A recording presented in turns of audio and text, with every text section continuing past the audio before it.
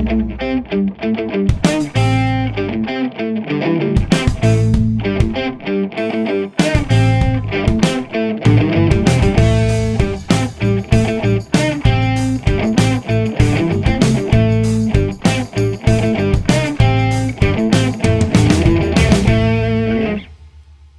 and welcome to Slick Talk. This is your host, Blackstone Joe. Today's episode is one for the books. We have none other than Ryan Stark, president of Blackstone Laboratories, joining me on the show today. This is a wide-ranging talk covering everything from Blackstone lore to the evolution of our business and the reports you know and love, and of course, fun facts about the man himself, including what music he would take with him to survive the apocalypse. We're recording. We're all set, so... Okay. We're recording now? Yep. All right. Yeah, it's moving, isn't it? All right. Nice thing, since we're not live on the radio. We can remove what we need to. Yes. All right, Ryan, thanks for joining me today. Right, aren't you going to play the guitar? I'm adding what I can as I go. I've learned oil analysis. What more do you want from me? So that's been faked this whole time. Some things are trade secrets. All right.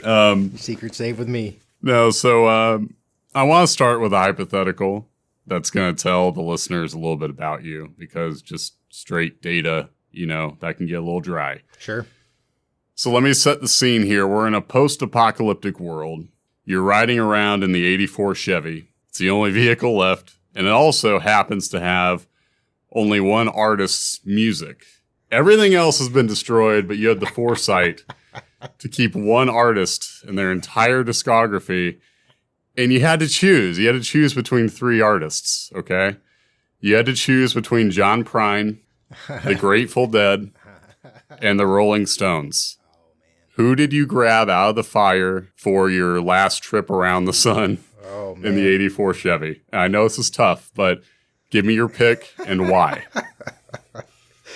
Oh, wow. Well, that's a good question. It'd probably just have to be the Rolling Stones, I guess, overall, just because they have, it's rock and roll, obviously, but a fairly wide variety of music, especially if you throw in some of the 70s stuff, Miss You and things like that. And even some of their newer stuff. I haven't got all their new albums. I did get their last one, Blue and Lonesome, which I was a big fan of. It didn't seem to be very popular, I guess, except maybe among the Rolling Stones fans out there. But it is a good one. So, well, I'm just giving myself a big pat on the back because that was my choice. So the reason I chose these three, and it might seem kind of narrow, I don't know what all's in your collection, but since my time here, so I've accumulated some knowledge here. There's the Steal Your Face sticker that's on your Chevy. So, okay, we knew Grateful Dead was in there somewhere.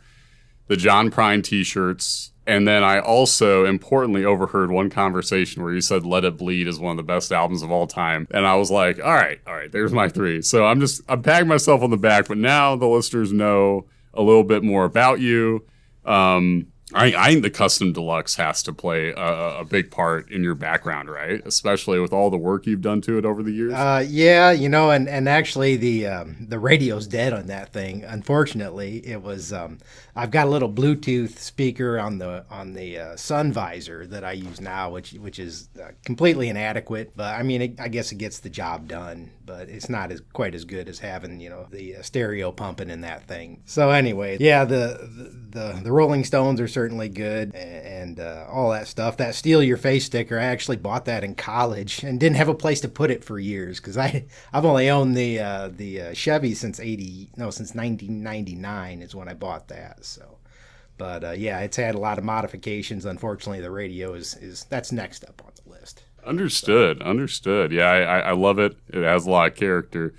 And I want to stay in the past for a little bit because, well, maybe even going beyond Blackstone's beginning, because so Blackstone started in 85 with your dad, the founder, Jim Stark. But maybe before then, you had to hear about oil analysis and conversation, right? Do you remember when you first found out what it was before Blackstone started operations? Not until 85. In 85, I was, I believe, probably in fifth grade. Oil changes and things like that were pretty far off the radar, obviously. And Dad had actually started a company called Research Laboratories, which specializes in diesel fuel testing. And I knew about that, but I didn't even bother to think about anything of that testing and how it worked. I just knew he did it. And that got him into the laboratory business. Before that, he didn't really have any experience in laboratories. But when he started that lab, he was able to then translate a lot of the testing that was done in the diesel fuel industry over to the oil analysis side of things when he wanted to start Blackstone. So obviously, in the years since it started,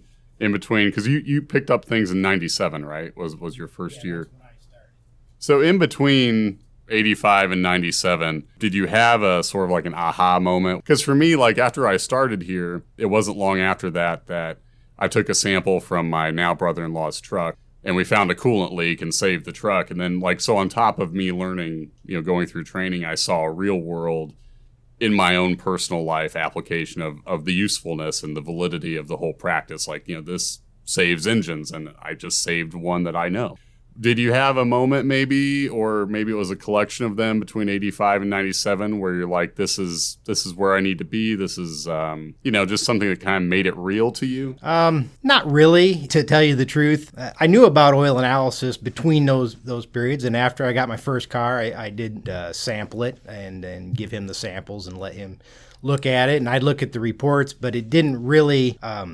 I guess maybe until I was into high school, and was doing my own oil changes, that it really became kind of something that looked like it would be pretty neat to get into. Even at that point, though, I wasn't completely sure if it was going to be my destiny to work here or not. But it did work out like that, and it's been great since. I didn't really understand until you get in here and actually look at the data as to how good oil analysis is and how well it works. And something unusual shows up in the oil, there's a reason. And if you know enough about how a vehicle is operated or something along those lines, how it's being run, you can usually tell. And that's the hard part about our job, is that we don't get that much information except on our own vehicles. So that's why it's nice to test our own stuff, because you know exactly what's going on with them. Right. And I think it's cool too that you happen to share a lot of the interests and the hobbies of our customers as well, and not the least of which is flying, because we're able to connect with customers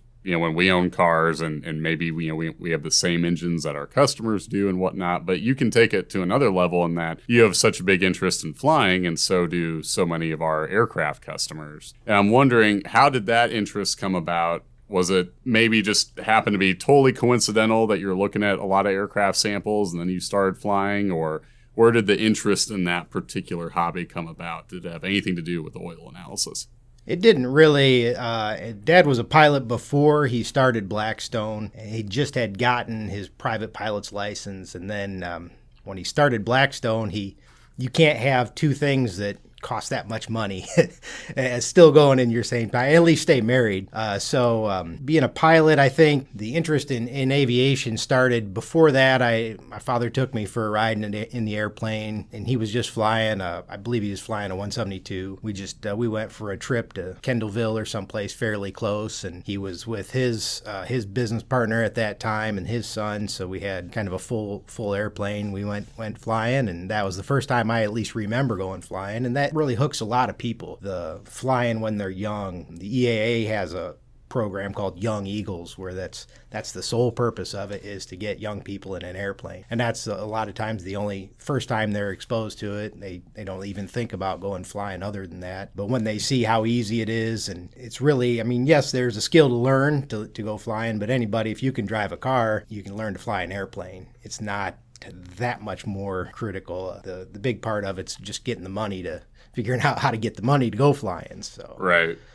Something I'm interested in too is, I've only been around since 2017, so I want to learn a little bit more about what it was like when you started. Can you describe like a typical day in 1997, or maybe, it doesn't have to be that exact year, but what was a typical day like here at the lab compared to now? Are there any big differences where you're like, oh my gosh, that's not happening anymore, or anything, whether it's how we're set up, maybe the tests we're running? Is there any big differences you can point to? Well, the tests themselves are actually virtually identical. The spectrometers have improved significantly since then. So spectrometry and how reliable the machines have been, not necessarily more accurate, but certainly more reliable and easy to run production on. But the viscometers, flash points, insoluble tests, all those are pretty much the same. But when I started, it was basically a 3-person operation. My father would write the reports. I came in, and what I was doing was building kits and logging in samples, and my Uncle John was actually running the lab. So he would actually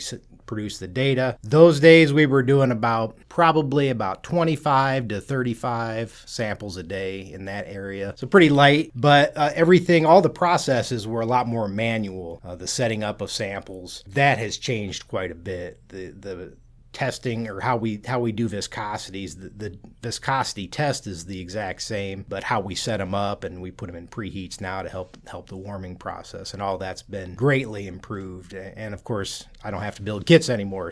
But the kit process was one of the things that when somebody would come in, we would get only 30, 40 samples in a day. They would mark a slip that needed kits, and we'd only have 2 or 3 kit packages to build up in a day. So it wasn't very time-consuming matter, and unlike today where we're sending out hundreds and hundreds of kits on a daily basis. So what was the customer base like starting out? Because now we're everywhere. Was it kind of a slow burn as far as, expanding out of Fort Wayne? Like, what was the growth like in terms of who's using our service? It was. We were very localized. Fort Wayne was our biggest market. We did a lot more pickups back in the day, where we would go to Fort Wayne Community Schools and pick up samples. And we used to even continue doing that up to just a couple of years ago when we started having prepaid postage on our kits. At that point, we would just give them the prepaid kits and put them in the mailbox. There's only one customer now, or 2 customers that we actually still pick up. But a lot of pickups, a lot of local factories. We had a salesman early on, a guy named Craig Ginter, who spent a lot of time up in Detroit working for trying to get Ford and General Motors. And he got a lot of those facts. They're good business. Industrial work's good business, but it usually takes a salesman to keep that stuff going, because a new service manager will come in and they might have their own oil analysis program that they're used to, so they switch over, or a recession hits, and all of a sudden they're cutting costs, and oil analysis should not be the first thing that preventive maintenance on your machines should not be the first thing cut, but a lot of times it was. Or our competitors would come in and offer free oil analysis to factories if they would just buy their oil. And so that type of thing was what we ran into a lot of. But we did a lot of truck fleets, a lot of industrial work, very few what we used to call onesie-twosies, the customers with a car or a truck that would sample on a regular basis. We were doing in that day, if we did 40 samples in a day, we would probably have maybe 3 or 4 aircraft. And a lot of them were from Fort Wayne Air Service, which is now Premier Aviation out at Fort Wayne International, Muncie Aviation, Michigan Aviation, but very localized in the tri-state area, and not much else out of that. So we were really, back then, before the internet, our sales states were Indiana, Michigan, Ohio, and Illinois, basically. And one other thing I'm interested too, as far as if this has changed at all, is the comment. Has the purpose of the comment, kind of our approach, has that always been the same since we first started, as far as, trying to offer that layperson understanding of the findings and the personalized nature of the comment?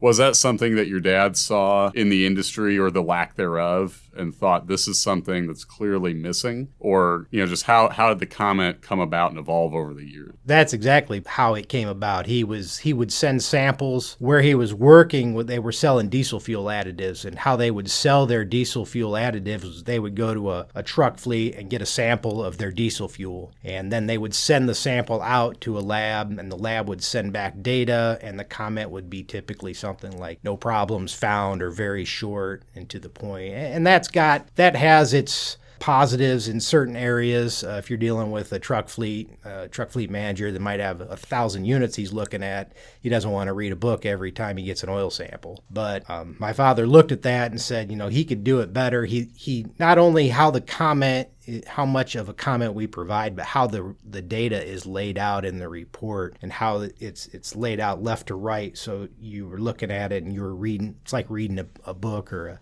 newspaper. So it seemed more natural.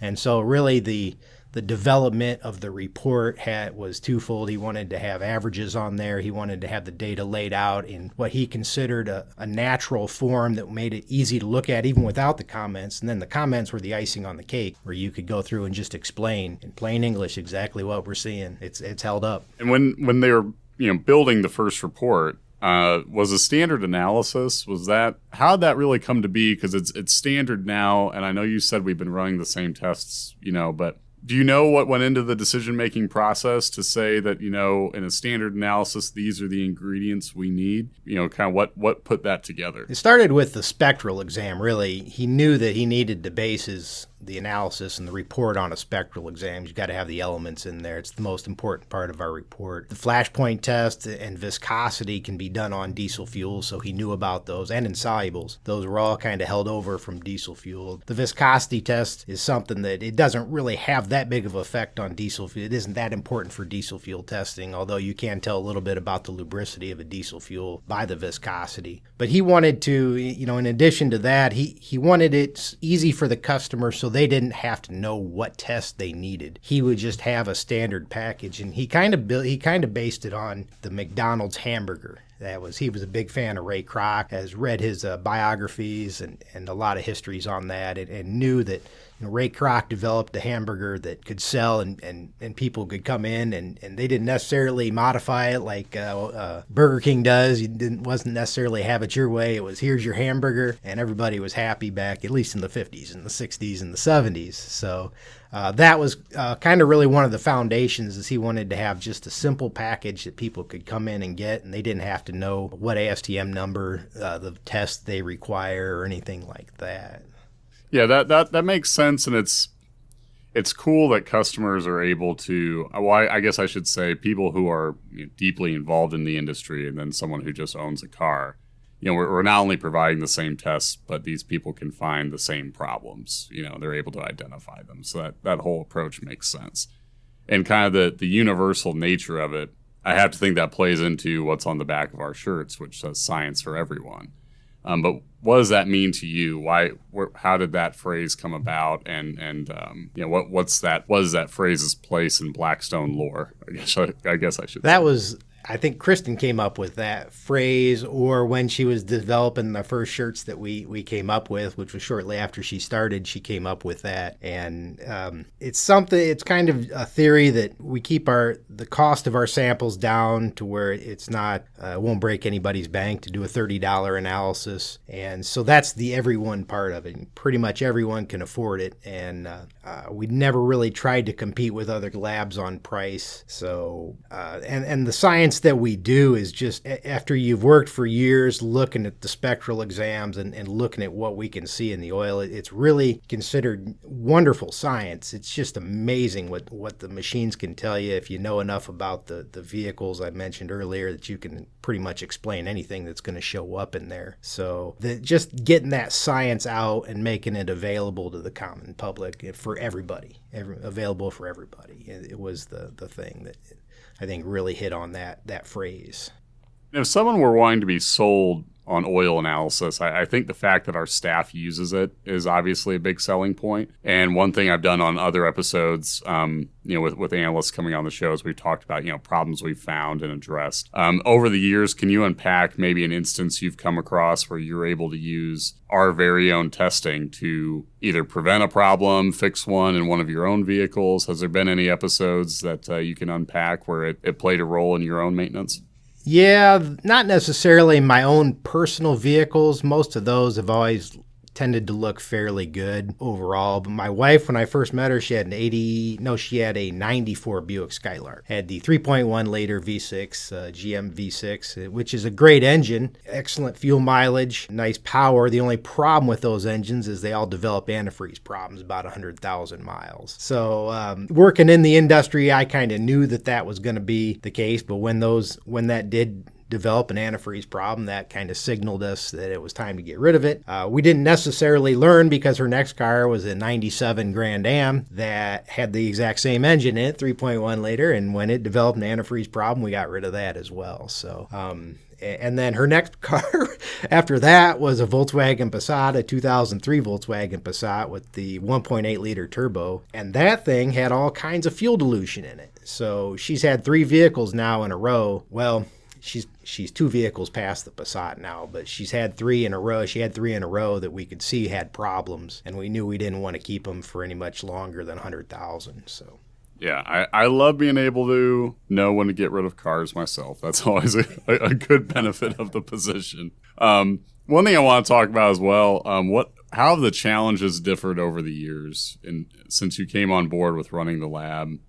Whether it's, I don't know, navigating Blackstone's place in the industry, the services we offer, operations in general. Have there been challenges over the years that you've had to overcome with running the operation?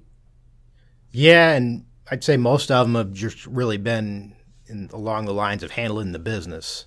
When you're running 40 samples a day, you can do a lot of things pretty manually, and it doesn't bother you. But as you get into start doing 75 a day and 100 a day and 150 a day, and being able to handle that production and still have a nice turnaround time to where we can get our results back, usually within 5 days, not counting the hot run, which has always been turned around same day. We didn't even have the hot run when we started, because when you're only running 40 a day, it's real easy to add a couple in on the end, and it's easy to do. But now, we've got systems in place, and developing those systems has really been, I think, probably the biggest challenge, thinking about how to do it and improve your operations, but still maintain a nice quality. You still have to have the quality of data. The spectral results still have to be good. They still have to meet a certain standard. And so maintaining the quality, but then being able to increase production has really probably been the biggest challenge overall. So every analyst on staff during training, at least every analyst I know, has rebuilt that GM 2.2 liter Ecotec. At what point did you put that into the training? Was it related to kind of the knowledge that you've picked up from rebuilding engines yourself? Because I think it's a quality aspect, and not just because it's hands-on, but it gives us a way to relate to our customers as well, especially those who really pride themselves on doing their own work. How did that enter the training regimen? Well, we kind of lucked into that engine. It's left over from there used to be a company here in town called Zollner Piston. They made pistons, and they even made pistons all the way up until at least the late 90s, early 2000s. Then they got bought out by a company called Carl Schmidt, who pretty much moved all the piston manufacturing away from Fort Wayne, but kept the facility and developed an engine test facility there. And on engine test facilities, companies like Ford or General Motors or Cummins or Detroit will send them an engine and have them run it through a certain procedure. They'll have I haven't actually seen them, but I know they do like cold soak tests where they basically encase the engine in ice or get it down to negative whatever, then start it up and run it as hard as they can and see what breaks. So things like that happen. And after that, they're done with that regiment. You've got an engine where they've got the data out of it, and Ford and General Motors and Cummins, they don't want those engines back. So you either throw them away or recycle them or donate them. And at the time we were doing samples for Carl Schmidt. They were doing oil samples on these test engines in the test facilities. And I knew the guy fairly well. I'd actually taken a tour of the facility a couple times, and he had mentioned somehow it came up what they do with them. And I said, well, if you've got any extra engines you'd like to donate, we'd like to have one, because we don't have anything new.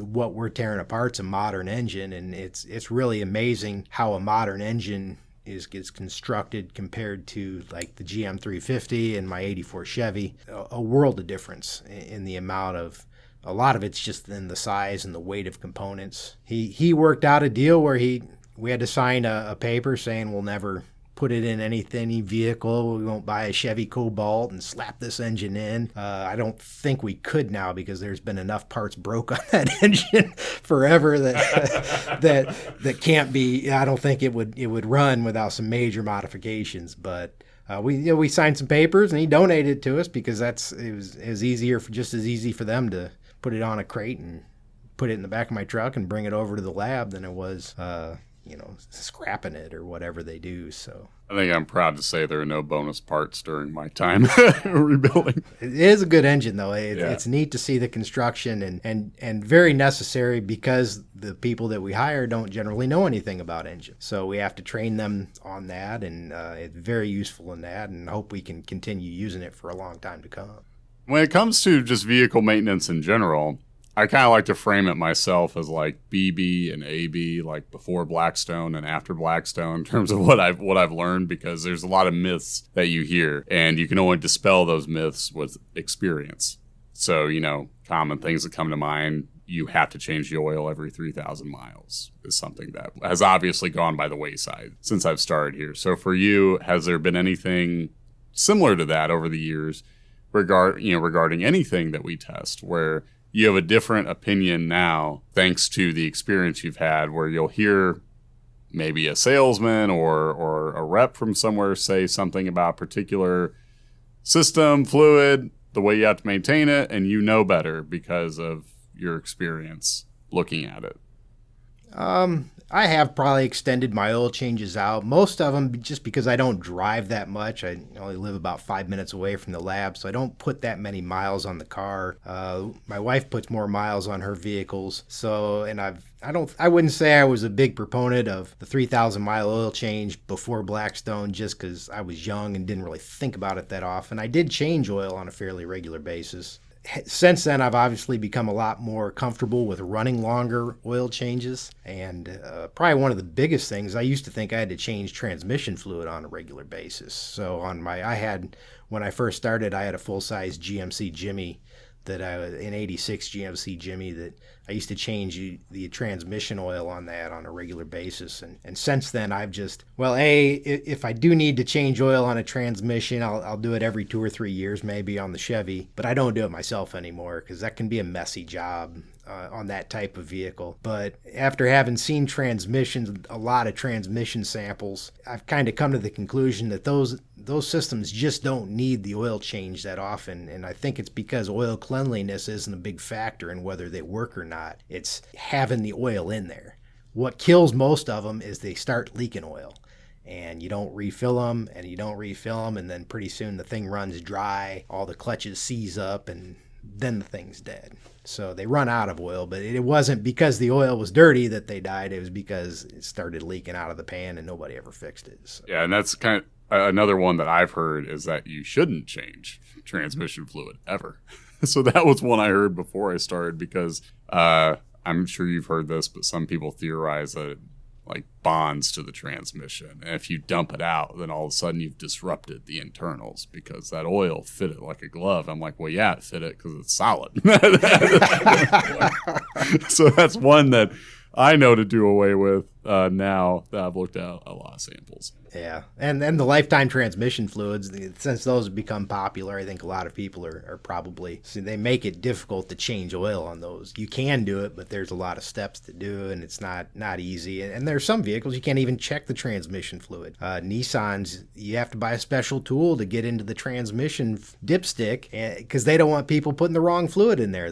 Some of their CVT transmissions, or all of them, are very sensitive to what oil's in there, and you can do more damage by changing the oil and thinking you're doing a good thing if you don't put the correct oil back in. So, well, this has been really wide ranging, and when people respond to this talk, and I'm sure there's been a couple topics that I want to know more about, whether it's your flying experience, people have been craving more aircraft content, or anything really Blackstone operation in general. We'll probably do a more narrow topic, but just to wrap up this introductory episode with you on it, I did want to ask a question that literally everything I've asked, I've been curious about. This is all stuff that I pretty much wondered, and no less with this. When looking back at Blackstone's evolution over the years, is there anything that you're particularly proud of since you joined the operation and seen the changes?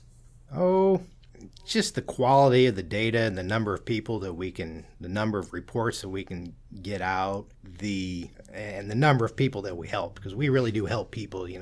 They have samples, they think their engine's going to die, and they send in a sample and it looks great, and that makes them feel good. Or they're really relying on a vehicle and they send in a sample and they know and we see a problem and they can get it fixed before it fails. I think that kind of stuff is what really I'm most proud of for Blackstone, is the amount of people that we help. And I mean, you can do a lot of different things in the world, not necessarily help people all the time, but chances are good if you're sending a sample, we're going to give you some good information that'll help you out. It's nice to be in that type of business, and I'm proud of the way we've learned how to train people, train report writers to look at things, and you get a good report writer that's well trained. We're all going to say it the same way, which is nice, because we're not machines. Everybody kind of looks at things differently, and some people take longer than others to pick it up. But after they're trained and become seniors, they really do a good job. And I'm proud of the training that we've developed. And that's Kristen really came in and made the training, figuring out how to train report writers was a big thing, and that's where she's really shined on that. So that's excellent. I think we covered a lot, and obviously anything in particular that we did go over that people want to know more about, just let us know. This definitely won't be the last time we want to have you on. Honestly, I've been preparing for this interview since 2017 with the knowledge, but we won't take that long to do another one. So no, Ryan, thanks for joining me. All right. Thanks, Joe. I appreciate it and glad to do it.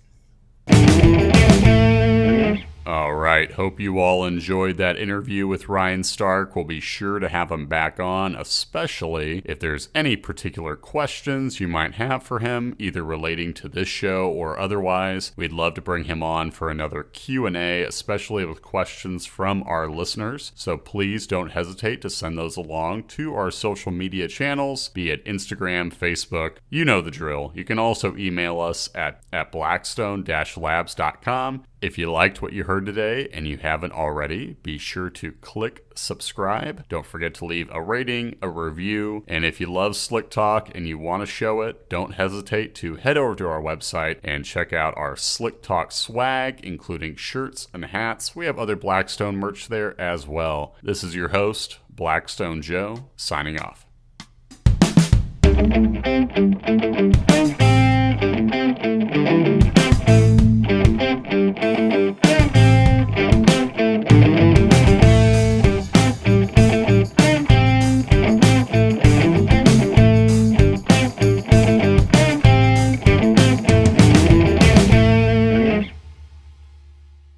So maintaining the quality, but then being able to increase production has really probably been the biggest challenge overall. 1 second here. You didn't want me to talk about all the people we've had to fire or anything. I mean, that's up to you. Okay. Oh man, I love those bonus bits that we don't put out, but I guess we could. Blooper reels.